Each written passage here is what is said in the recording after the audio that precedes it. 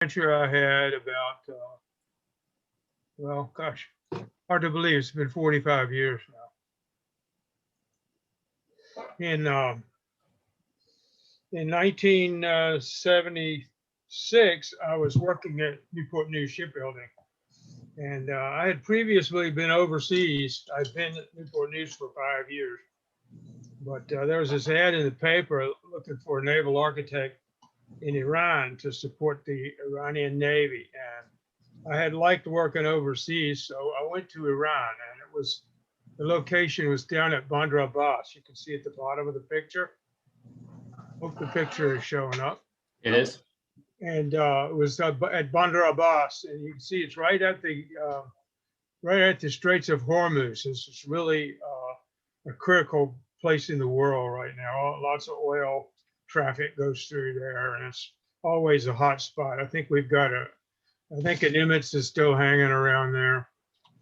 But this was quite an adventure for a few years. I was there for 2 years. So that my job was to be a naval architect for the Stanwyck Corporation, which was an American corporation that handled all of the overhaul and repair and maintenance contract for the Iranian Navy. And the main part of the Iranian fleet was at Bandar Abbas, was their main base.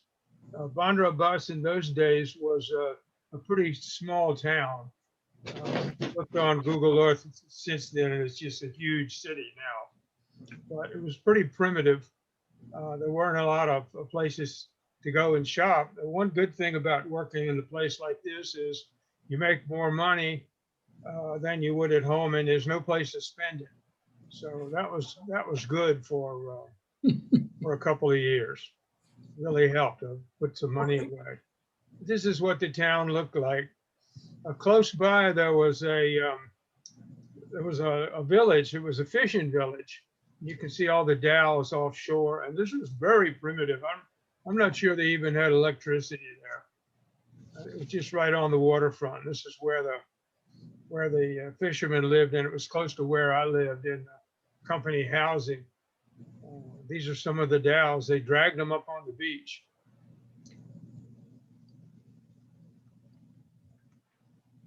These pictures are getting pretty old now.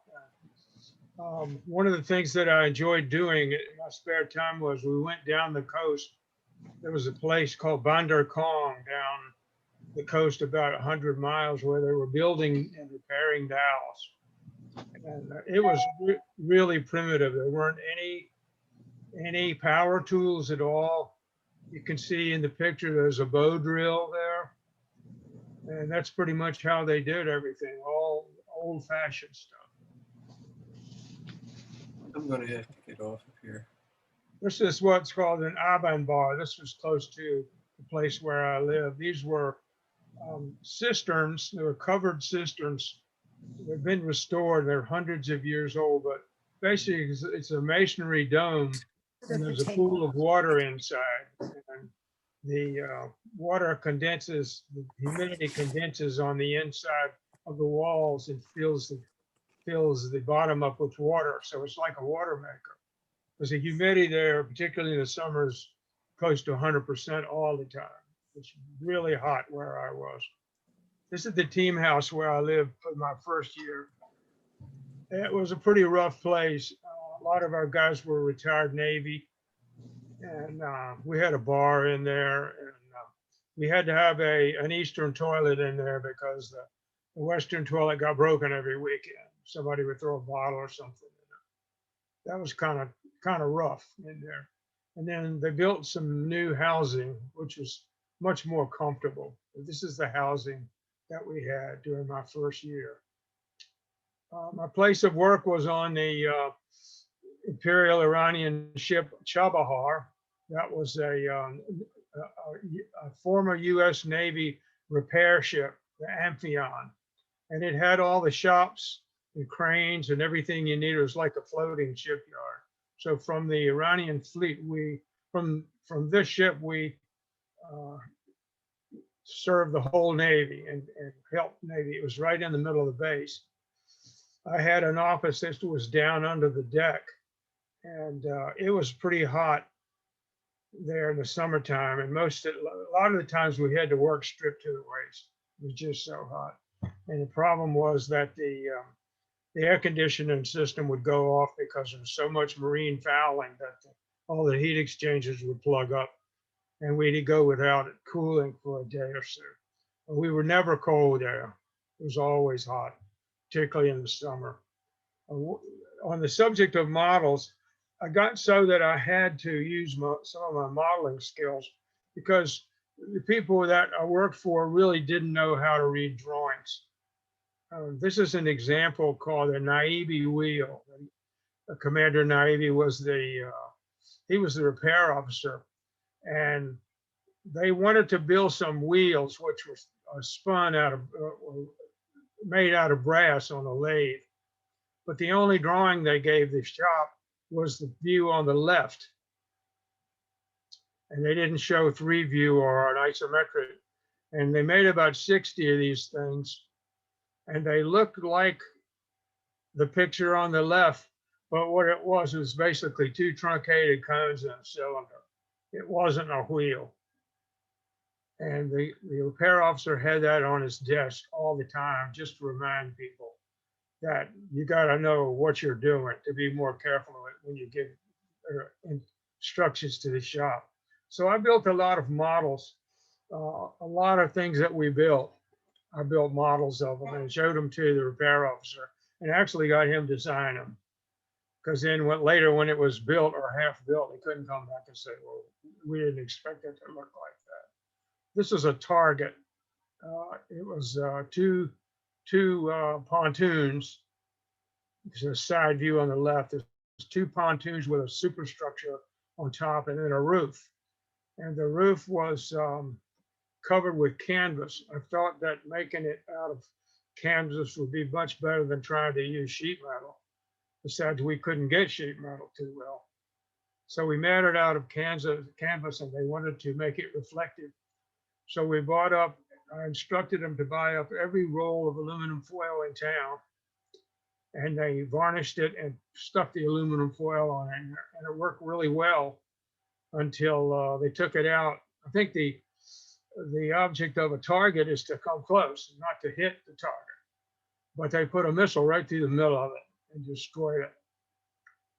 And this was called the Big Dog House on Skis. Chaikane Bazorg Ski Meganat was what the Iranian name was. So I did do a lot of modeling of almost everything I built. That's the Chabahar in the background. We also had a large floating dry dock. In the foreground are two what they call Montague boats. They're 27-foot whaleboats that came off of a World War II destroyer that was there. They were beautiful boats. They had an antique rig, had like a leg of mutton, a yawl rig. And I kind of adopted one of them. This was a view from the boat club. They had a Navy boat club. So in my spare time, I spent a lot of time at the boat club and restored one of these boats. These are really pretty boats. And all of it was, I mean, it just looked like 19th century. It was great boats, pretty boats. And there's one of them in dry dock. We put it in dry dock to fix the hull. We sailed these out into the Gulf, even sailed over to Hormuz Island a couple of times.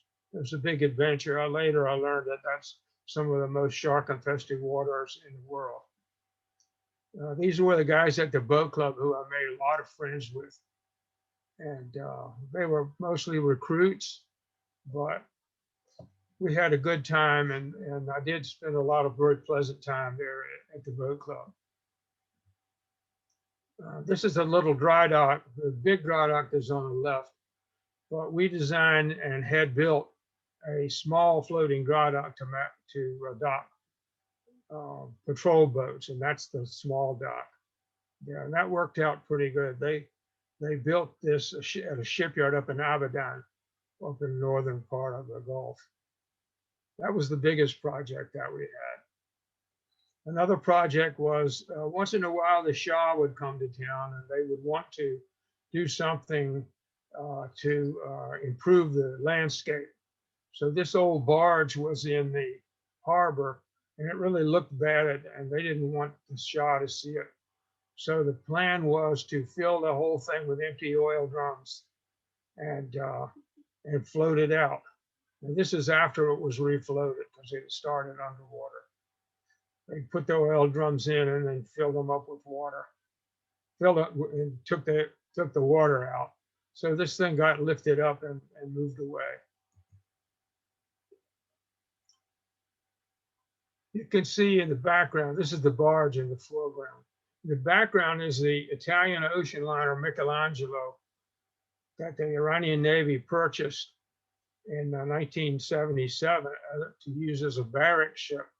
And very luckily, my second year there, I lived aboard that ship because things weren't very comfortable at home. The lights went off all the time, and even the water went off. You know, lights going off isn't too bad, but we don't have water for a day or two, things get pretty hard to do. So I had a nice first-class cabin up on the forward part of the superstructure, and I had a good time living on the Michelangelo. And I also had a good place good, cool, comfortable place to build ship models. So I did the other models for the work, and I also finished the Corel's Endeavor ship model in that location. Michelangelo is long gone now, but it was a beautiful ship. We ate in the first class dining room.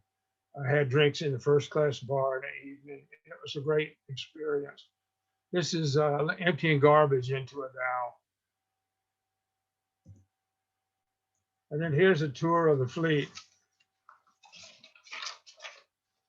Most of these ships were World War II, but some of them were pretty new.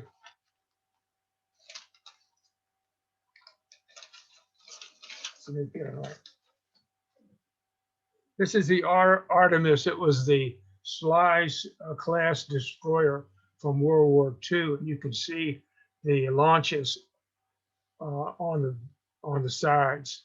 You can see the launches hanging in the davits, and that's where these two Montague boats came from. This was a pretty old steamship. And this was the largest ship in the fleet. And then they had two Fletcher class destroyers. Fortunately, the year before I arrived, somebody had sabotaged this ship by throwing a wrench into the main reduction gear, probably because they didn't want to go to sea. But they put this thing in dry dock, cut the side of the ship out, and removed the reduction gear and changed it out with one from another ship we had for spare parts. And I was always happy that I missed that.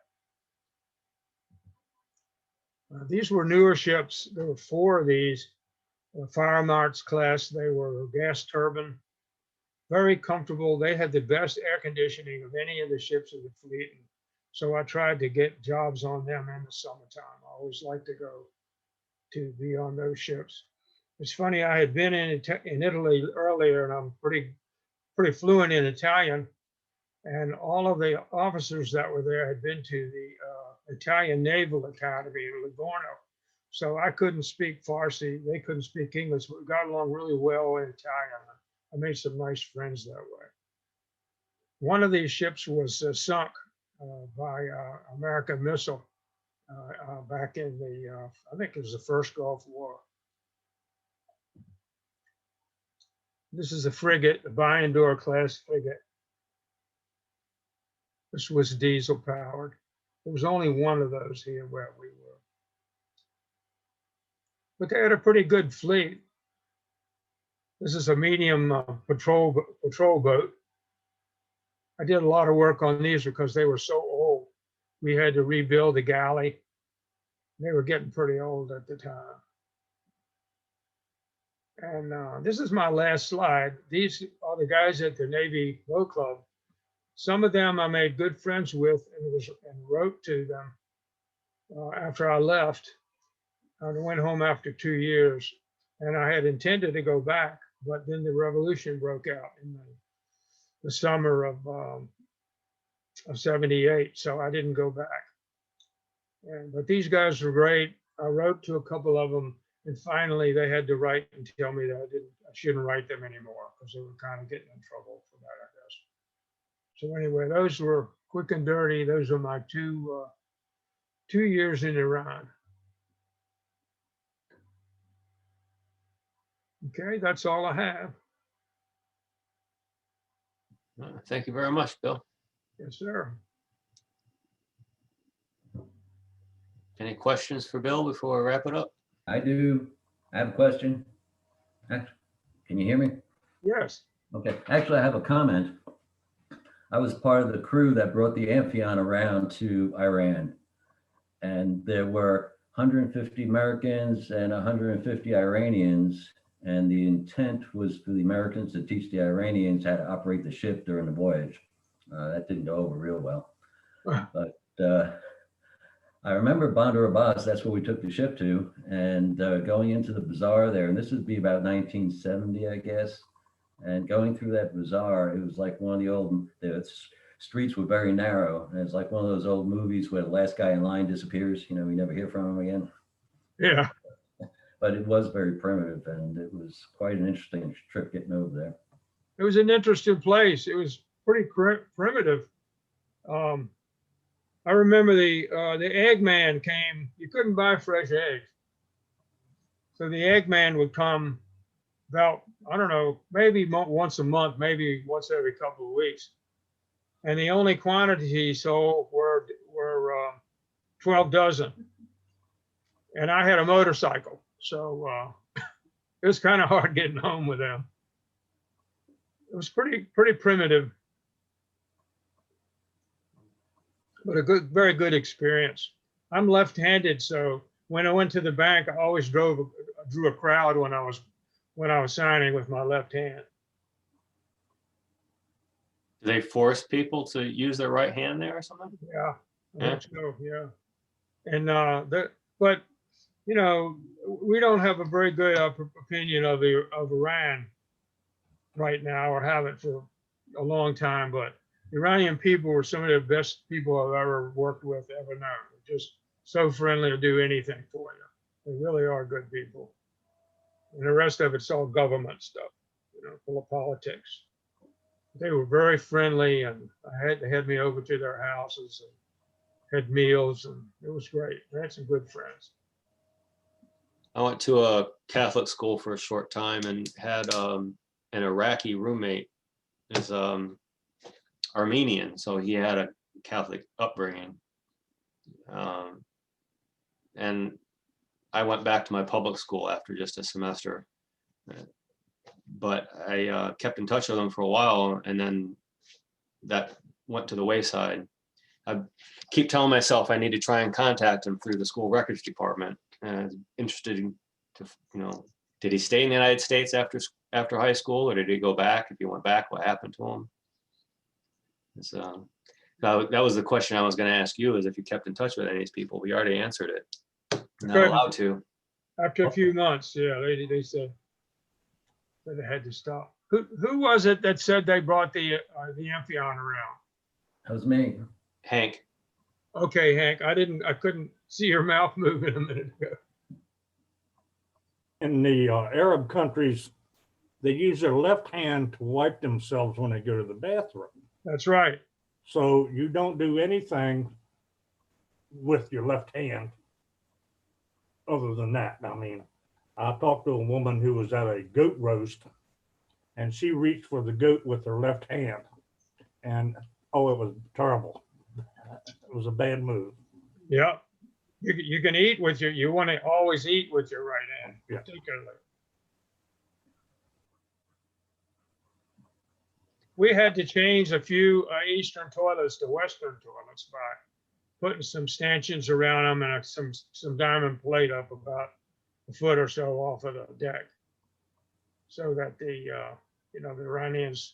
Iranians would be more comfortable. Because they really didn't know how to use it, really weren't comfortable using a Western toilet. Well, things haven't changed much. I still had to use Eastern toilets on trips to Japan and Korea and India. It's not comfortable. It's awkward. Not for us, yeah. No, You're afraid of falling in, I guess. yeah. It's hard to, yeah. And the floor is always wet. So it's like, oh, how am I going to keep my clothes from getting, That's right. messed up? But it's supposed to be a more natural position. Oh, yeah. Yeah, we're getting into some off-color territory, but I even was going through an old magazine, American magazine, and there was an advertisement for a Go Easy or something. It was basically just a pedestal you put your foot on to change your position or whatever. I'm sure someone in the patent department got a kick out of that when it was sent to them. The Go Easy footstool. Maybe we can have a program about that subject. I can cut this out of the recording before I post it. Well, every one of those dhows has a little wooden structure on the stern, and everything goes right into the river or into the sea. And there's a bucket on a string, bucket on a rope that gets pulled up to clean yourself with. I don't know how many thousand, million years they've been doing that. That's how it's done.